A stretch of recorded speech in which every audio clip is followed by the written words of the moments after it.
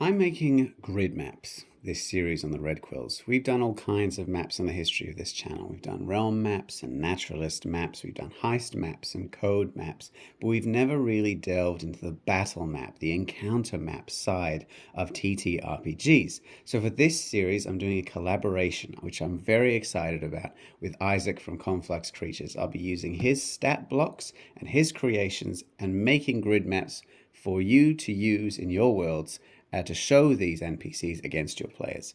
So what we're going to begin with is this, the Sleeping Bear Inn, which is a setting that I've created in my own world in the town of Riverbend that you can use to explore and to fight against the Ruffian stat blocks, which I'll talk about a bit more later. But in the meantime, I want to dive straight into our setting, and I want to put on my DM voice to get us in there. So, imagine the soft glow of candlelight flickering across a crowded room, the warm hum of conversation mingling with the clink of mugs and the shuffle of feet on worn floors. The tavern is alive with activity, a place where stories are told and deals are struck and secrets are hidden. For many adventurers, the tavern is the first step on their journey, a place where quests are found, allies are made, and enemies are waiting. So in this episode, we'll be creating a classic tavern interior grid map, but I've got a twist. It's not just any tavern, it's a location that's brimming with a lot of hidden details and secrets that are intricately tied to a larger narrative. Specifically, I'm setting the stage for an adventure that's centered around the quest for the jewel of the moment, and the grid maps in this series will lead, one after another, to that final destination. The player's contact, who has promised them a map for this jewel, has been found dead within the tavern, and the map has gone missing. As the party investigates, they'll need to uncover secrets hidden within the tavern's walls to piece together the mystery of the jewel. So, we're going to explore how to design an interior grid map which not only serves as a setting for the role play, but is also a tool itself for storytelling. We're going to discuss how to create a space that feels lived in and full of potential, how to hide clues and secrets within the map that enrich your players' experiences. And while our focus will be on a tavern, the concepts that we cover here can be used on any interior location, from guild halls to ancient ruins. So I'm going to start here by measuring out meticulously where I want all of the areas to be. Now you can see that I'm working here on a blank piece of A2 paper. Now you can use a grid square if you want to. The reason that I'm not is because firstly, I find it difficult to find that size of paper with a grid on it, and secondly, it's generally too thin for me to do what I want to do with the paints that I'll be using later. So I've painstakingly measured everything out and then drawn the grid later. But you don't have to do that. It's entirely it's entirely your choice. When you're designing an interior grid map, the most important consideration is how to make the space feel real, make it feel immersive. An immersive environment will draw the players in. It'll make them feel like they're actually inhabiting the world that you've built. But immersion, it's not just about visual appeal. As you can see for the measuring here, it's about creating a space that's believable and functional within the context of your game. So to make a tavern feel like a lived-in place, you've got to think about the details that tell the story. Consider the history of the tavern. Who built it? Who owns it? Who frequents it? Is it a respectable establishment or is it a seedy dive? And these details will inform the design of the map. So the Sleeping Bear Inn here that you can see, it's a fairly old building. It's got an old cellar there. But it's been updated as you go, so it's fairly roomy, but it's not very large. Only the newer ones are quite large. So it's got a suite on the ground floor, and it's got several guest bedrooms above, and a large tavern area for the locals. So this is a well-maintained tavern, which is in a prosperous town, and it should feature some sturdy furniture, some polished wooden floors, which I'm going to begin on now, and have some warm lighting. And on the other hand, if you were making, say, a more rough and tumble tavern, in a lawless frontier town. It could have mismatched chairs and stains on the floors and dim flickering lights. But adding the small touches like the belongings left on tables, the half-finished meals, scrawled notes that are inscribed into the furniture itself give the space character and make it feel like it's inhabited. It's also important to remember that while the aesthetics are important, they're significant, the grid map needs to function well during gameplay. It means considering player movement, line of sight, and the placement of the elements that you're going to use to interact with your players and your enemies. So, for instance, in this setting, you're going to want to think about how players might navigate the space during both social interactions, in which they stay for the night, and potential combat, when after they've gone to sleep, they're ambushed by the Ruffians. And so furniture placement is what I'm really talking about here. It's crucial. Tables and chairs in the dining room will create obstacles that you can use to vault over or create difficult terrain, or use even as cover, partial cover. But up on the upper floors, you'll see that I have the outlines of the various wardrobes that are packed against the walls. And what I'm going to do while I'm doing that later on is I'm going to give clues about which of those are movable and which are not. And if they're immovable, if they're built into the walls themselves, they'll hide secret tunnels between the walls so you can move through rooms without having to go out into the corridor. So you've got to think about how combat's going to affect that, how you're going to create strategic opportunities as well as role-playing opportunities for both the players and yourself as the NPCs. Because one of the most exciting aspects of designing an interior grid map is the opportunity to hide all sorts of clues and secrets within the environment. Now, these can be anything from hidden compartments in the furniture to secret doors to hidden rooms, both of which are hidden in this map. The key is to make these elements feel organic. The players should be able to discover them through careful observation and investigation rather than just stumbling upon them by accident. And to do this, you've got to consider how the clues fit into the larger narrative. So, for instance, the players are here searching for a hidden map, which is going to be concealed beneath the tavern, but you're going to be able to find clues to the fact that it is beneath there. There's a loose brick in the fireplace. There's a hidden room on the upper floors. The wardrobes have secret compartments, and there's even a trapdoor in the kitchen that's hidden in a very similar way to one that's in the suite. So the goal is to reward players for paying attention to their surroundings and to encourage them to deal with the environment on a much deeper level, to keep asking them questions. It's the riddle problem. People don't automatically just become dumb when they encounter the riddles in Dungeons and Dragons. It's just that they don't know what they can consider to be their character's knowledge and what they can consider to be their own knowledge. So the more detail that you give them as players, the more they have to work with, and the easier it's going to be for them to come up with solutions in world and in character. So I'm going to start on the second floor now. Now you can see I've done the original patterning on the bottom, which is just the very simple floorboards, the single lines and single color. And then I've gone around the outside of the rooms in a darker brown in this case, and shown where the exterior of the room is. And that's for two reasons. Firstly, it makes it really easy to tell where the exterior is, but secondly, you can see where that line disappears underneath furniture. If it's disappeared underneath furniture, it means that they have been able to reach the wall when they've been cleaning in the past, so that furniture is movable. But if it's not, then they can't move the furniture. It's built into the wall, and that's where the secret passages and compartments are hidden. So let's talk about creating the tavern map itself. I've gone into a bit of the details, but let's talk about the actual principles that you need to remember about making a tavern, in case you're here for that specific kind of map. With that, now that we've laid the theoretical foundation, it's going to be time now to dive into the practical aspects of creating a tavern grid map. So I'm going to guide you through the process. We're going to start with the layout and then go into the hidden details. So at the beginning, I sketched out the basic layout of the tavern. My tavern and a typical tavern will include things like a main bar area with a few private booths or tables.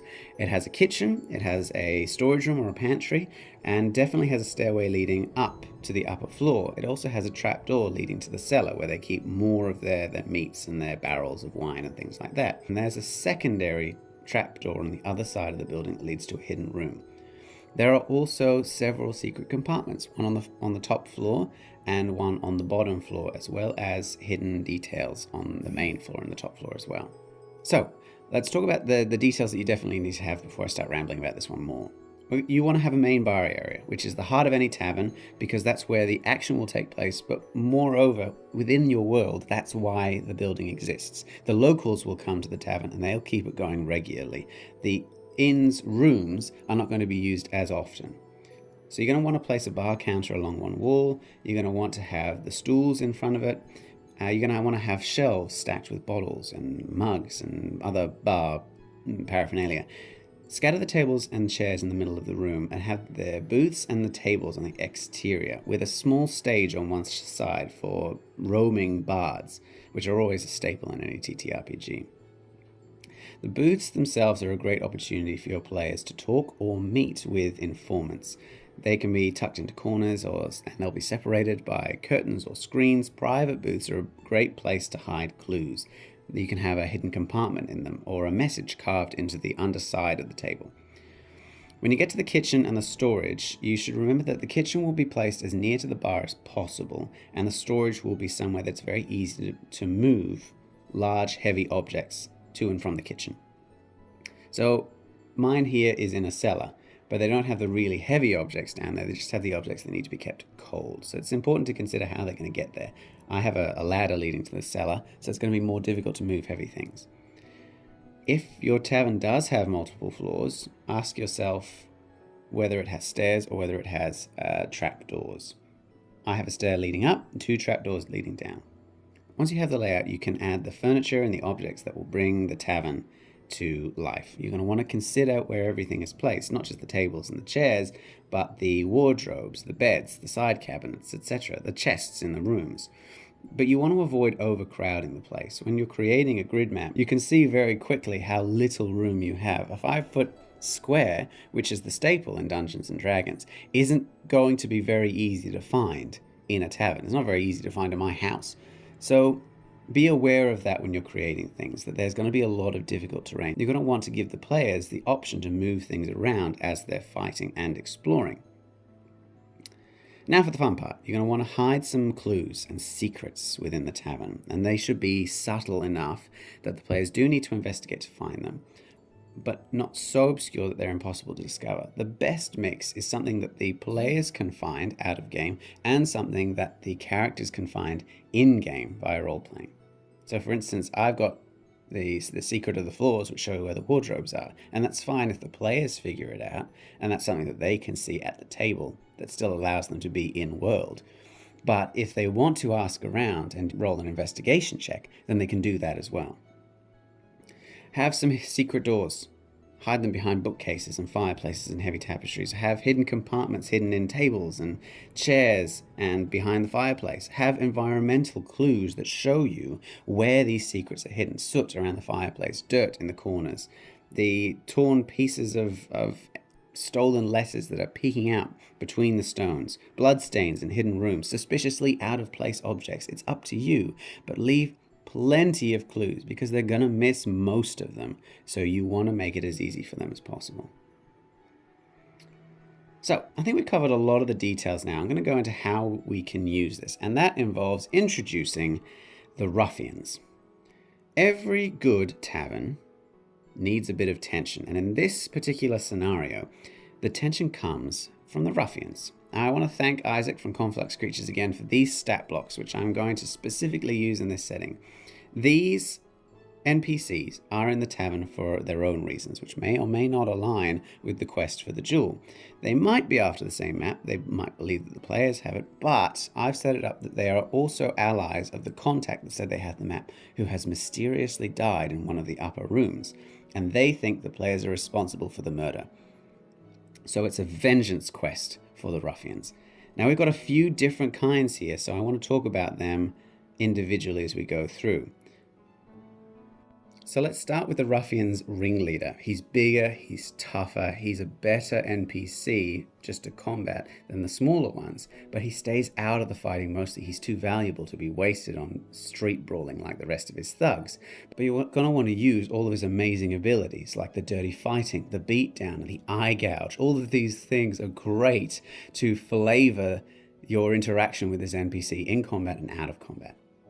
He's got a few thugs that are his bodyguard, and they also use dirty fighting, but they've got knuckle duster and specifically are really good at giving a low blow, which will disable your characters momentarily and is also a pretty dirty trick. And otherwise, he has scores of street toughs who are just the bulk of his enforcement arm. They're belligerent and they can sneak, but they're also dirty fighters, and they are specifically good at fighting when surrounded by their own allies. And there's more as well, the Enforcer and the Cherry Cat, different kinds of ruffians that you can flavor to your own quests and make it interesting for the players to encounter them after this initial introduction. The ruffians have their own goals and motivations in any fight, and they might not be there to kill the players, they might just be there to scare them. They could be trying to grab the map and escape, or they might surrender if the fight turns against them.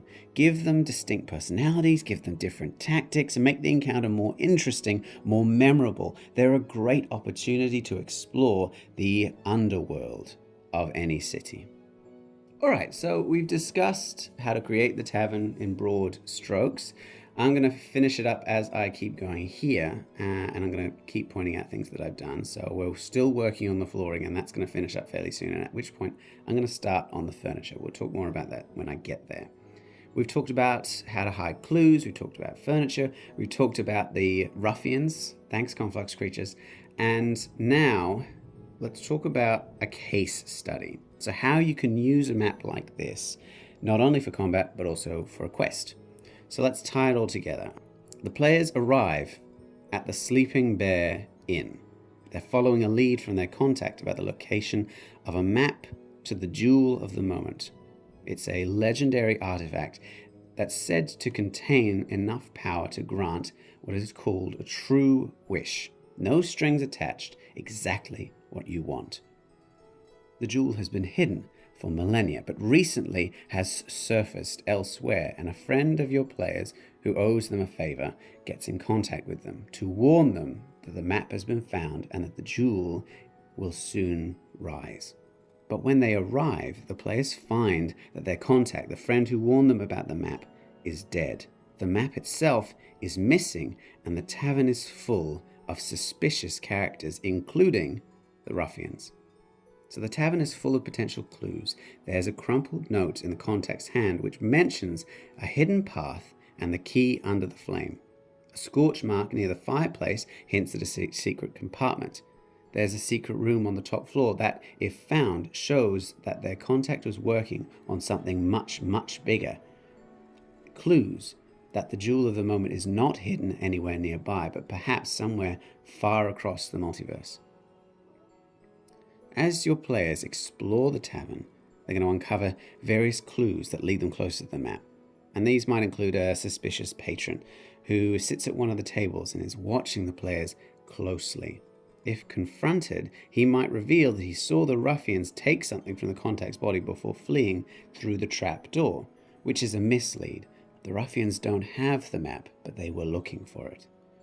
Investigating the fireplace reveals a loose brick behind which is a small compartment. Inside, the players find the key, possibly the one mentioned in the note, which opens the trapdoor leading below.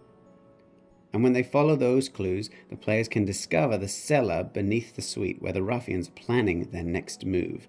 And here they can find more notes about where the map was found and the feud that the ruffians are having with a group of rat folk that live in the sewers.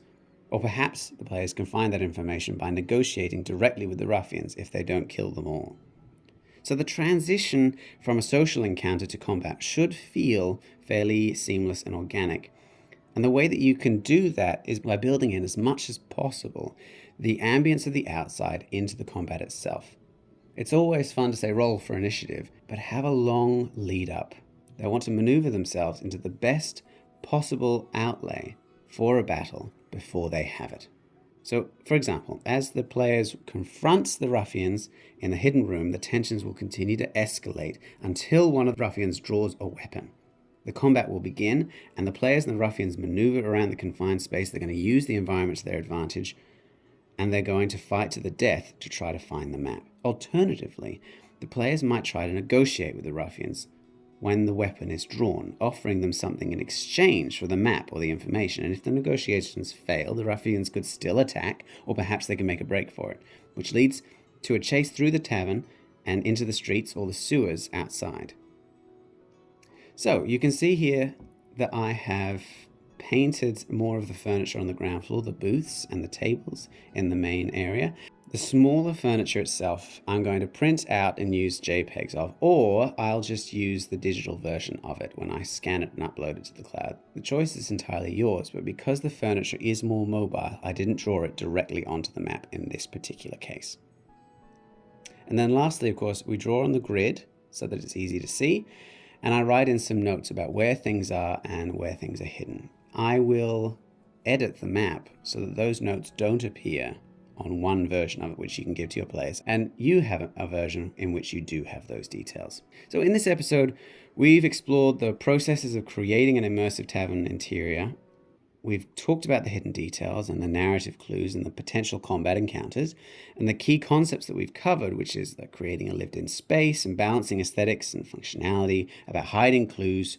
Designing encounters can be applied to a wide range of interior locations. So whether you're staying at an inn or a guild hall or even a wizard's tower, the principles remain the same. Focus on creating spaces that feel real and full of potential, where every detail has a story to tell.